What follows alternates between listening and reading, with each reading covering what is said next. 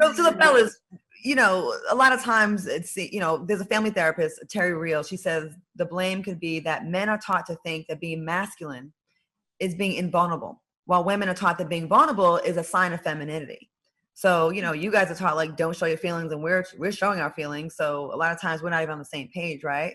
Do you guys feel like you can be vulnerable, or do you feel like that's like not being masculine?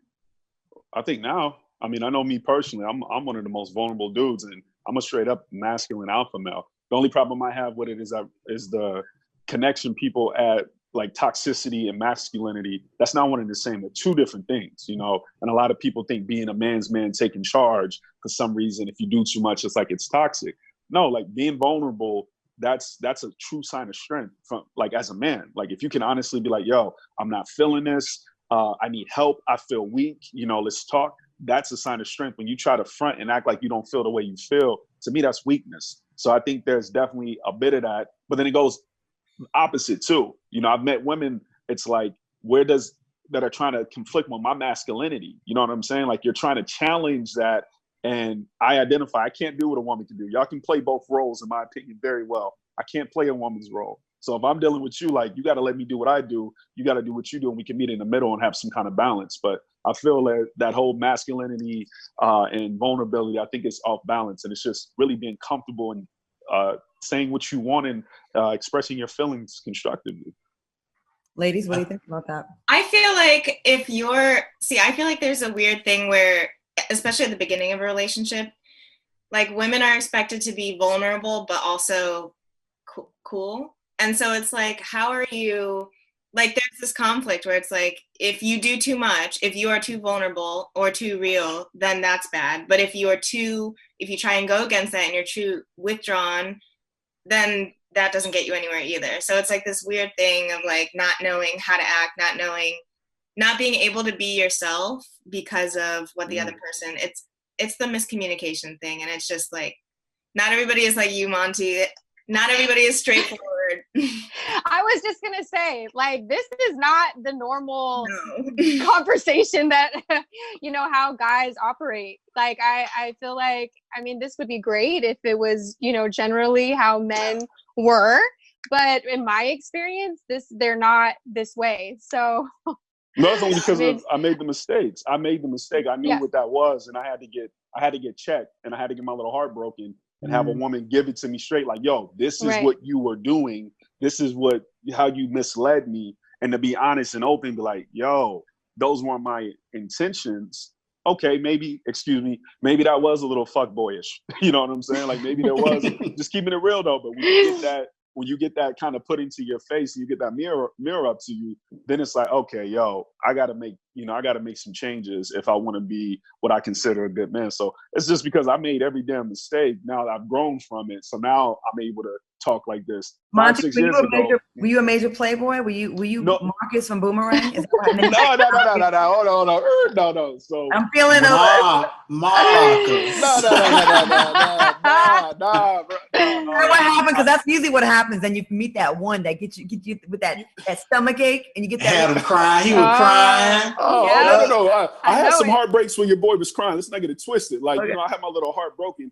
It wasn't the major player. Like let's just say I was nowhere near as bad as I could be, because it's not my inclination to mess around with multiple women. I mean, I'm attracted, and if I'm single, I want to do that. But I'm very much in touch with my feelings, and I feel guilty even if I'm single. If I like somebody and I know other women like me, so I could never be a full playboy because I couldn't disregard a woman's feelings or even my own feelings. On the physical side, when I was single, I like the ripping and running, but overall, nah. And then, once you get your heart broken and you grow up, it's a great lesson. Pain is a great teacher. Let's say that it's a great teacher, but never like that. You should write a book, because they need it. I actually am.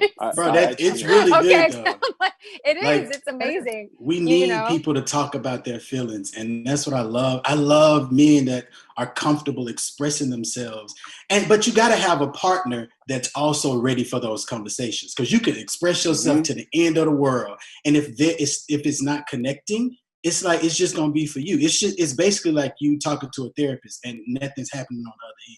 It's like just somebody listening to you be like, oh, okay, great. Facts. I need you to express fully as well. Like when I say I was hurt. Like I do it to a point where it's almost like, all right, I'm gonna talk about this and it's about to be, I know this is gonna be bad, but I gotta tell you how I feel. How do you receive that? Let's get into this. And we gotta go there. It's gonna be hard for a few days. We'll figure it out.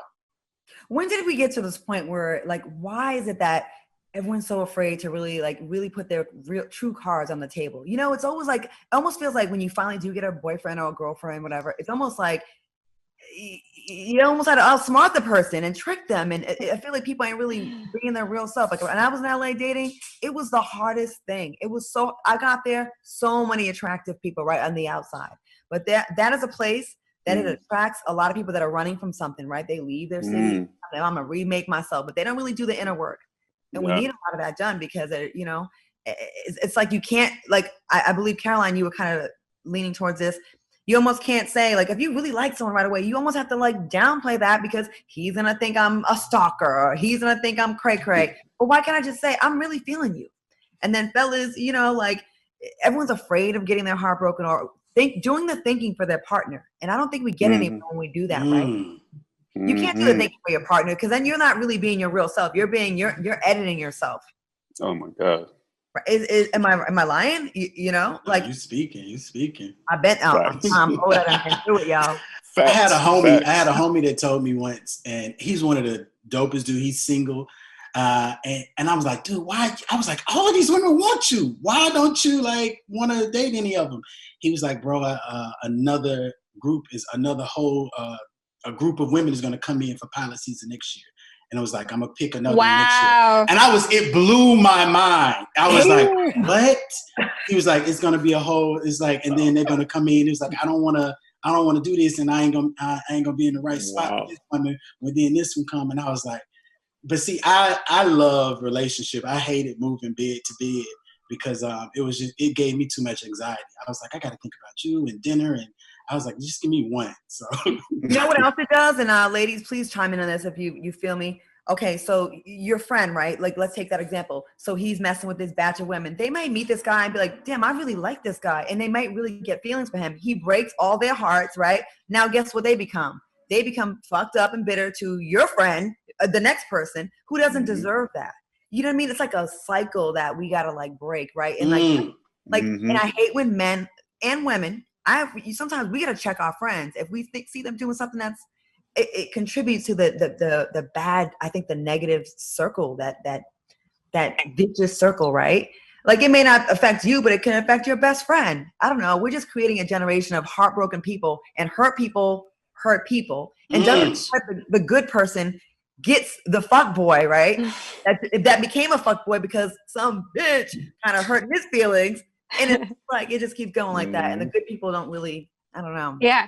And then I think people don't take the time after a relationship, after they get their heart broken, to do like the inner work, like you're talking about, to really take a break, you know, self-reflect, do the work to really heal before you just go out there and start dating again because you want to get over the last relationship or you want to get out there and do whatever. Because then you end up in the same cycle, you know, again, and then potentially hurting the next person or punishing the next person because of what the last person did. And then it just contributes to the whole cycle. So I think that's an important piece, a part of the puzzle for both men and women.